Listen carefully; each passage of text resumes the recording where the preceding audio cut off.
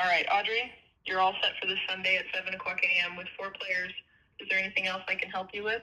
When I came across AI voice agent, the first application that came to mind is to build an AI receptionist for golf courses.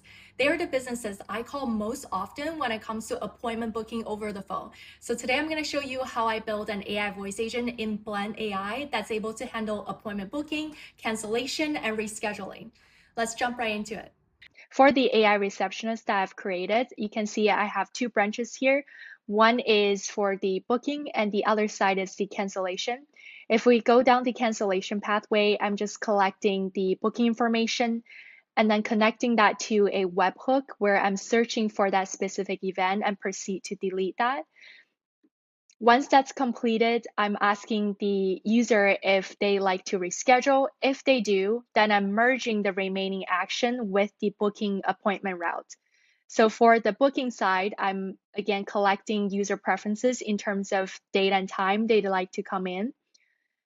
Then I'm connecting that to a webhook to check the availability from my Google Calendar. Once I obtain that information or knowledge, I can then offer the user 3 different available time slots. Once the user chooses or did not choose, if the user did not choose, then it's simply a loop. I am then continue to offer more time slots for the user to choose from. If the user chooses the time slot, then I proceed to ask for more booking information. One thing about Blend is I find that static text works the best. A lot of time, instead of setting static text, I can also put in a prompt for the AI agent to kind of go off script, and that don't always work out for me. A lot of time when I'm collecting multiple variables, I find the agents sometimes like to be very creative and leave out one or two pieces of information. So this is when I tend to use static text as much as I can. Once that information is collected, all 3 variables will be sent over to the webhook. From there, we'll be able to create a Google event using those information. And that brings us to the end of the pathway. So now let's take a look at the make scenario for all 3 webhooks. For the cancellation webhook, we have collected the user name and date. And those are the 2 variables we're going to use to search for that particular event on our Google Calendar. So we're going to set the date to the start date. The end date is going to be the end of day of that day. Then I'm searching through all the Google events I have on the calendar that matches with the username, and that is going to be the event that we want to delete. So this module is going to output that exact user event ID. Then I'm initiating this module to delete that specific event ID. So this is pretty straightforward, and I'm sending back a webhook response to Blend to let them know that API has completed. For the second webhook, I'm finding available time slots from Google Calendar. This is the one that's a little bit tricky, and we need ChatGPT to do a translation because the user can be giving a very different response. A lot of time, caller is not going to say, I like to come in on July 20th. They will likely say, I want to come in early morning next week, or do you have anything on Saturday? So based on that response, we need a translation in place so the user can say anytime next week.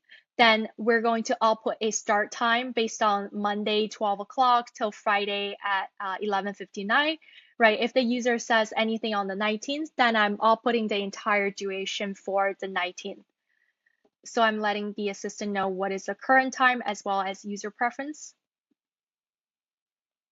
From there, I should be getting a time range. So from this time to this time, then it's going through 2 text parsers. So this parser is parsing out the start time, and this is parsing out the end time. For both of these, I also asked GPT help to provide the formula for me. I essentially let it know what's the output I need and what is the input I have, and asking it to give me the expression so you can do the same. This parser is giving me the start date, and this one is giving me the end date. So then in Google Calendar, I'm able to set a minimum and maximum time that I'm looking for my free and busy information for. You're going to have an array of results that's being outputted from this module. So the iterator is going to parse out one result at a time from the array and then send it through this transformation and then come back to this for the next one. So it's gonna go bing, bing, bing, bing, bing, and then jump right back here for the second result, and then gets reformatted, aggregated again, and then come back for the next one. The transformation I'm doing it here is to format that into the preferred date format. Then I'm using the GPT module again. Now that I have the busy times as well as the range, I'm asking this module to output all the available times. Because I find even if I send to Blend the busy time, it still doesn't do a good job of providing available time based on the busy time. So it's best to give your AI voice software the final result rather than having it compute any logic. Therefore, I'm using GPT to provide available time based on the busy time that we have gathered from the Google Calendar. One scenario I have to think about is if busy time is empty, that means the whole time range is available. So I generate the entire duration for the available times. Then I'm sending whatever response I'm getting it from here straight back to Blend. Here I can show you the previous operation that I've just done. The user response is I like to come in this Sunday, and that is what's being captured in the user preference variable. Then I'm getting the time range of the entire Sunday from 12 o'clock to end of day. These text parser then output my exact start and end date.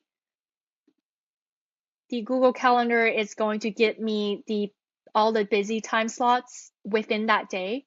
I'm pushing busy time array through these transformations. The busy time array gets formatted in the date format I want and is being aggregated back to a single string of text.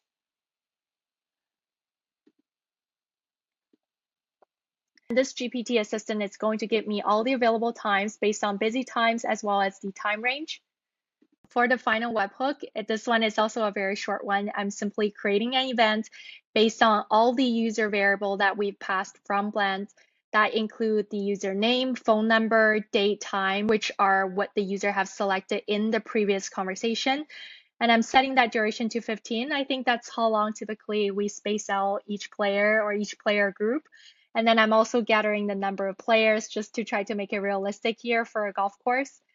So this is going to create that event on the calendar for me with the name and phone number being the event name. Then I'm sending the success response back to Blend so that it knows to proceed to the next node. Hey there, you have reached Toronto Valley Golf Club. How can I help you? Yeah, I want to cancel my tee time. What is the name and the date for the booking? It's for Audrey for September 21st. Let me check on the status of that booking for you. That is canceled. Would you like to reschedule it for any other day?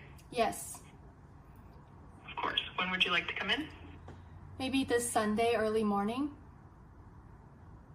Let me check. This Sunday. We have a few time slots available.